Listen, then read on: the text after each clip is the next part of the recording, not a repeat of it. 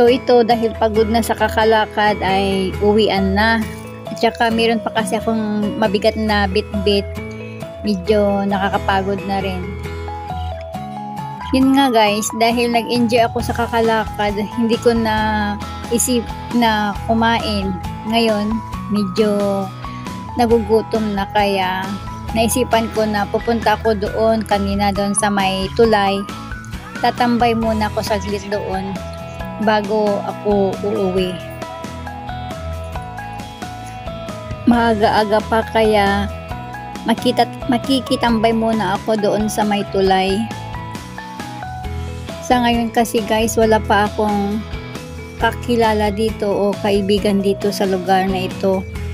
Mga 3 linggo pa lang ako, kaya ayan, mag-isa ako ngayon gumagala. At ayaw kong lumayo kasi wala akong panggala, wala tayong pera. So, dito lang muna ako sa tabi-tabi ng aming bahay ng mga amo ko.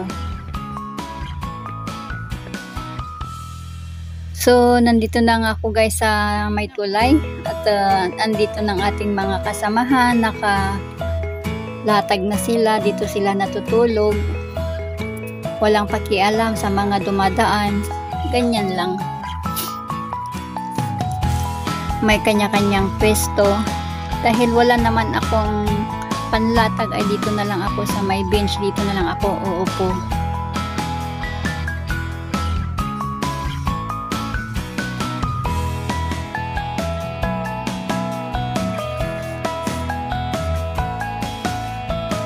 Mas minabuti po kung mag-isa.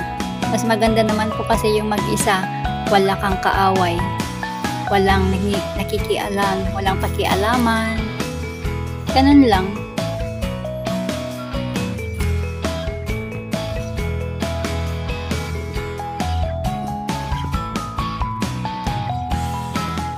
At dahil nga nagutom ako ay kakain muna ako, inom ng tubig, at kakain tayo ng tinapay, pampalipas gutom. Ganito ang buhay OFW. Tipid-tipid din pag may time. Charot.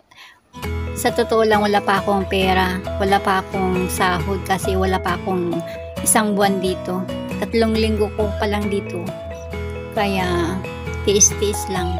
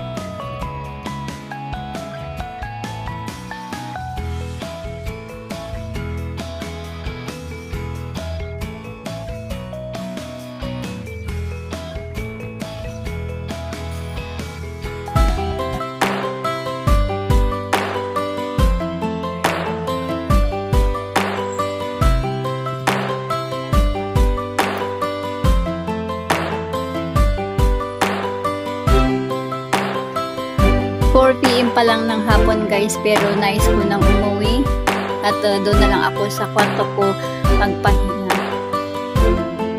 Tsaka nalubat na rin yung sipi ko, kaya hanggang dito na lang tayo guys. Salamat!